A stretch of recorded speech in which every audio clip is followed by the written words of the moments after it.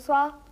Eh bien voilà, pour la finale du mot de la fin, nous avons deux candidats que vous commencez à vraiment très bien connaître. Le candidat A est Monsieur Léo Noens. Monsieur Noens, vous avez battu successivement Messieurs Stéphanie, De Calataille, Favard et Soré, ce qui vous a rapporté 127 500 francs.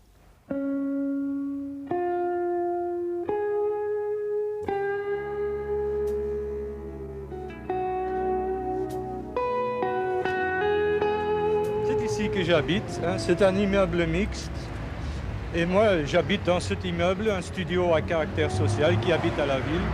Mais je trouve que c'est mieux comme ça parce que si c'est tout des appartements, des studios sociaux, on est immédiatement classé d'avance dans la ville, hein. Bon, on va en entrer.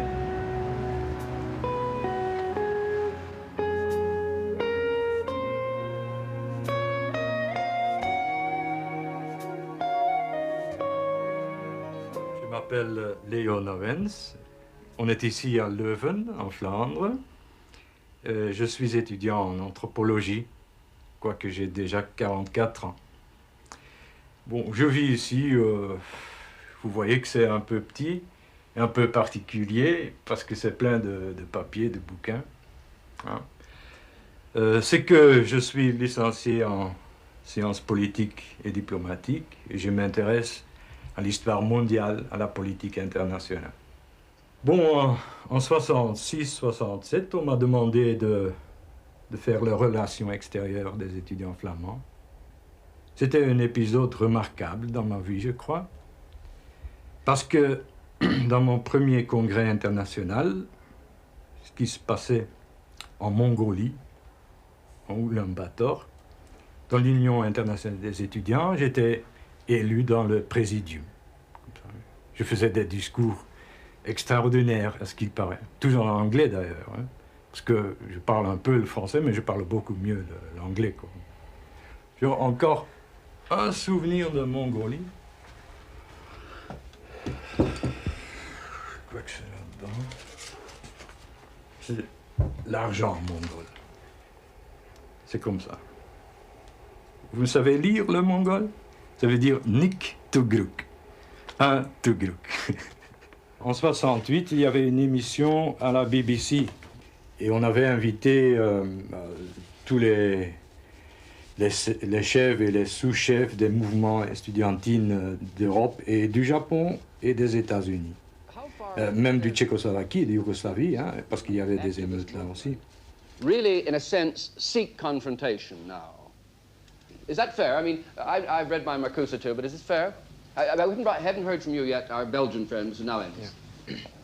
No, we are not seeking contact with the police. Only when we come out on the street for a problem which can be dangerous for the bourgeois system, then we see that police is sent immediately. And they have very hard repression, meaning that they can bring down the movement. I've read in an English paper two things. First, that we in France want the clash with the police. And secondary, that a mob is fighting against the police. Après, il y avait un grand meeting au London School of Economics, devant 2-3 000 étudiants comme ça. On essayait d'inciter les étudiants anglais à la révolte, quoi. Ça n'a pas marché d'ailleurs.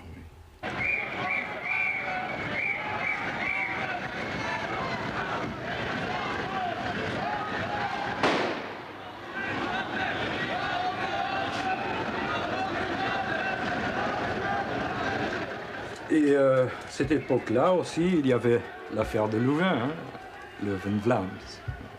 Eh bien, j'étais mêlé dans ça aussi.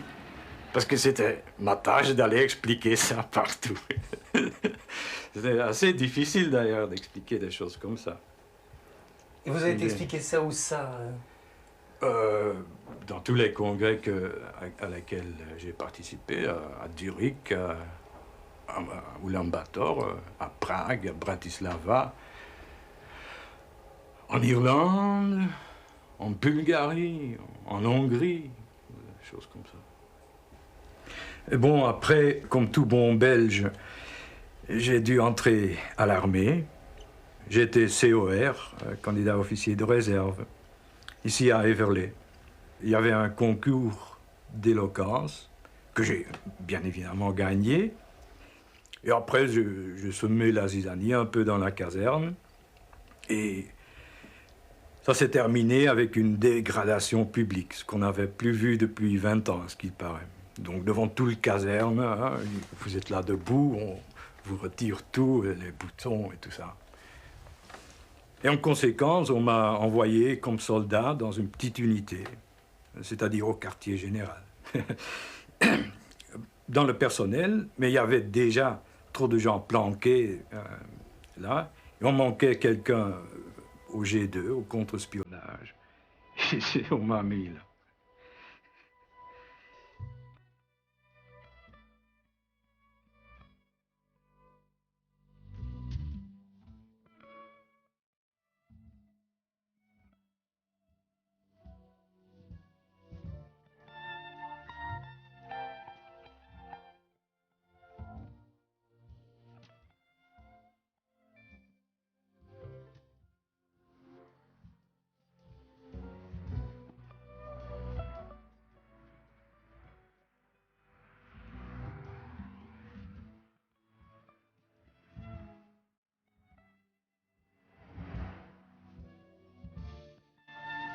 Ici, c'est une tentation, hein. Mais malheureusement, les cognacs et tout ça, c'est un peu trop cher.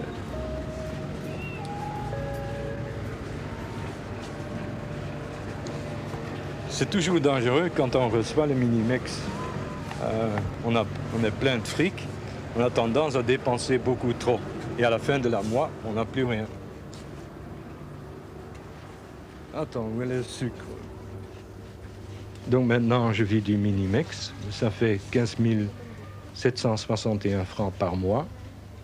Si on déduit de ça le loyer, l'électricité, le chauffage, bon, si on ne chauffe pas beaucoup, il vous reste environ 8 000 francs par mois pour manger, pour boire, pour s'habiller. Je ne vois pas très bien comment on peut vivre avec ça. On peut survivre, disons, mais pas vivre.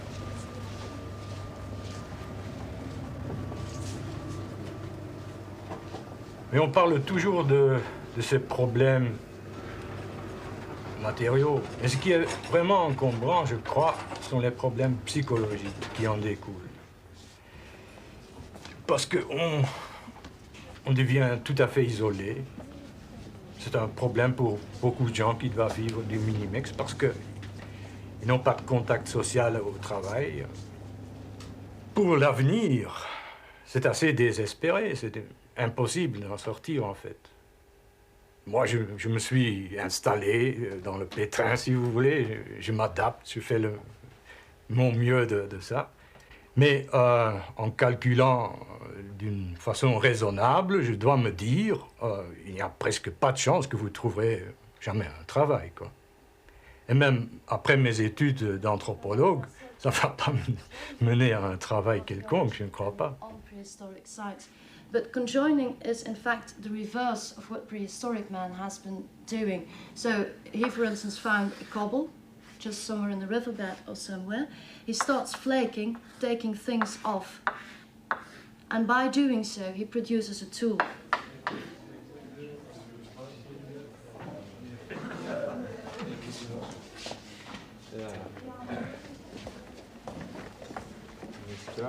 Ces études, ça servira à quoi finalement? À mieux comprendre l'humanité, si vous voulez. Mais pour trouver un travail comme anthropologue, je ne vois pas directement, quoi. On n'en a pas tellement besoin. Hein. Mais pourquoi est-ce qu'on est ici, au monde? Est-ce que ça a un sens ou est-ce qu'on doit donner un sens à la vie? Et le sens que moi je donne à la vie, c'est d'essayer de comprendre, quoi.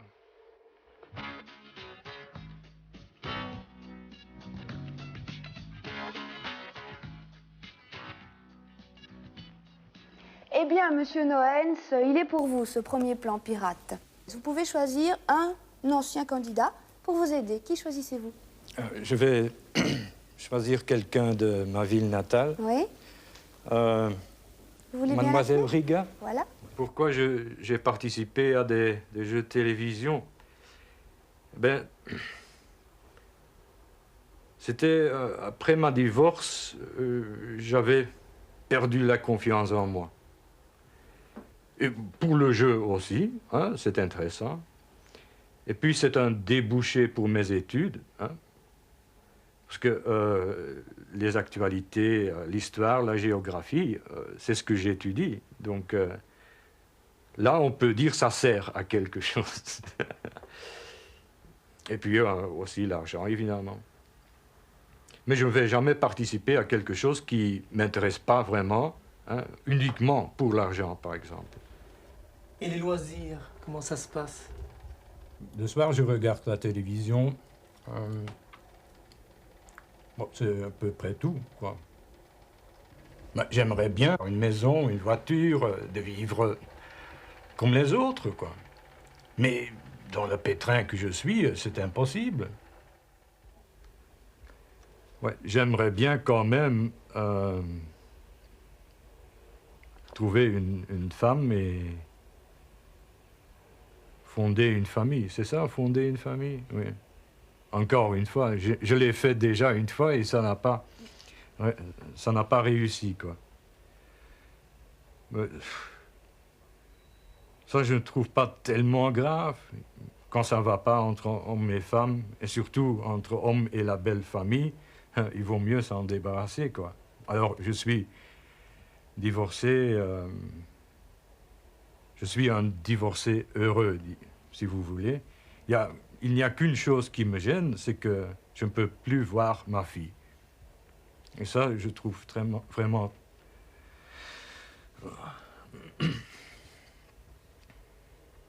Ouais, ça me gêne, quoi. Je ne l'ai plus revue depuis maintenant 5 ans, je crois. Et surtout que j'ai élevé ma fille pendant sa jeunesse. Parce que j'avais un bistrot et ma femme avait une boutique. Donc moi, je travaillais la nuit et pendant la journée, je gardais l'enfant. Et c'est à ce moment-là que j'ai vendu mon café, mon bistrot, quoi. Et on vivait de la boutique de ma femme. Puis j'ai travaillé aussi dans la boutique parce que ma femme disait, maintenant tu es libre pendant la journée, alors vendre des jupons à des femmes, quoi.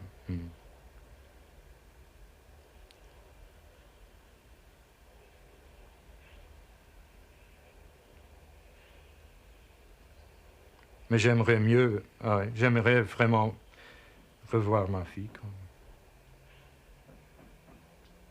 Et peut-être ça changera aussi beaucoup. Je serai peut-être plus entreprenant. J'aurai une autre personne pour vivre. Parce que maintenant, je vis avec moi, hein. Je suis mon meilleur ami, si vous voulez, et je vis pour moi. Il n'y a pas d'autre manière, hein. Il faut vivre, en tout cas. Mais une personne qui m'est chère, qui m'est proche, donc ma fille, et si je pourrais vivre pour elle, ça changera déjà beaucoup, beaucoup.